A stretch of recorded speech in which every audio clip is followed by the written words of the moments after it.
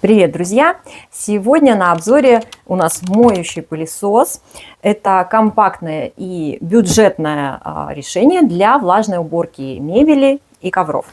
Сегодня я расскажу, с чем по факту он все-таки справляется и стоит ли он своих денег. В коробке нас встречает, соответственно, моющий пылесос со шлангом, две сменные насадки, большая и маленькая, и инструкция.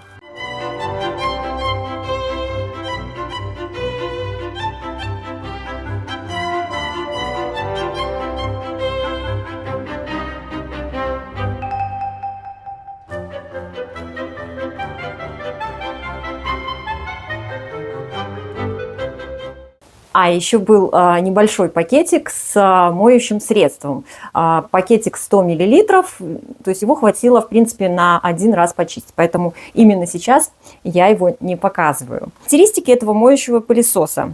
Здесь два бачка для грязной воды и для чистой воды. Бачок для чистой воды имеет объем 2,5 литра, а бачок для грязной воды имеет объем 1,9 литра. Мощность этого пылесоса 800 ватт и вес его 5 килограмм. Не легкий, но и в принципе не тяжелый. Носить его постоянно за собой не надо, поэтому у него достаточно длинный шланг и достаточно длинный, 6 метров, по-моему, провод. Поэтому его можно поставить в одном месте и охватывать достаточно большую поверхность. Что касается непосредственно мойки. Заливаем воду и средства для мытья мебели. Затем включаем пылесос и распыляем на грязную поверхность, ну либо вообще на любую поверхность, вот эту вот воду рычажком. Распыляет он воду достаточно равномерно. И потом проходимся уже насадкой и всасываем всю грязь, которая собралась в нашей мебели или ковре. Здесь требуется терпение, нужно работать медленно, чтобы хорошо втянуть влагу.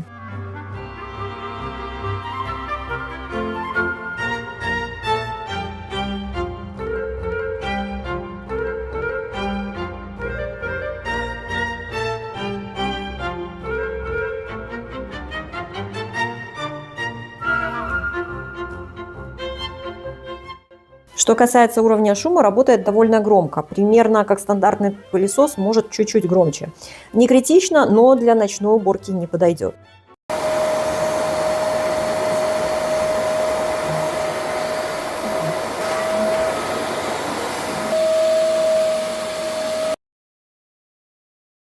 Плюсы и минусы именно этого моющего пылесоса. Отличное соотношение цены и качества. Он интуитивно понятен в использовании. Тут нету каких-то много кнопок, в которых нельзя разобраться. Съемные бачки для чистой и грязной воды очень удобно, их удобно мыть.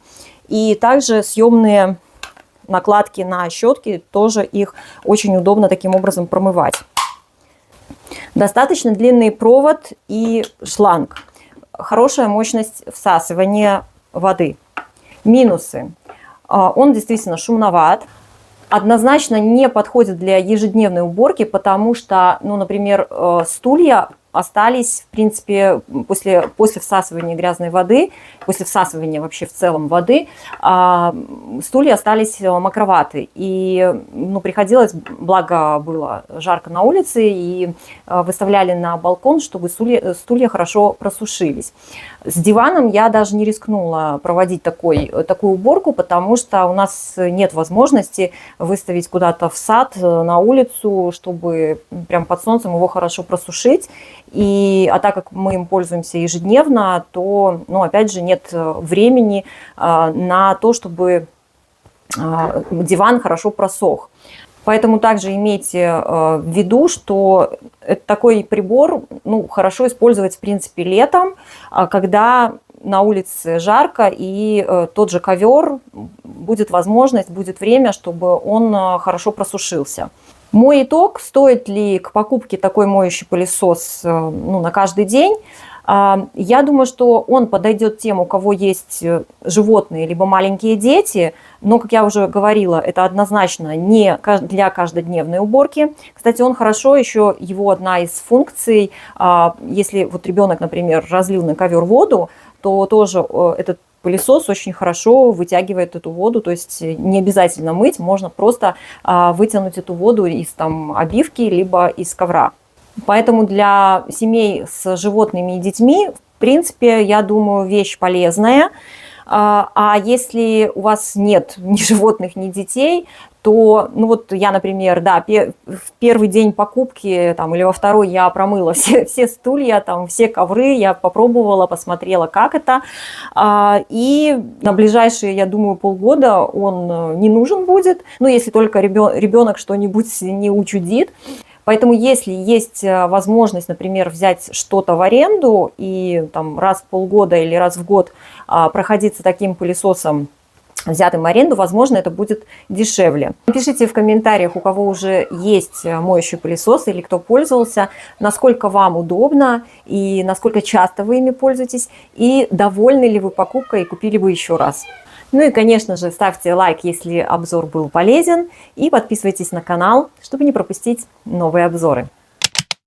Через некоторое время этот пылесос нам начал выбивать пробки, поэтому имейте это тоже в виду. Возможно, у него есть все-таки проблемы со сборкой.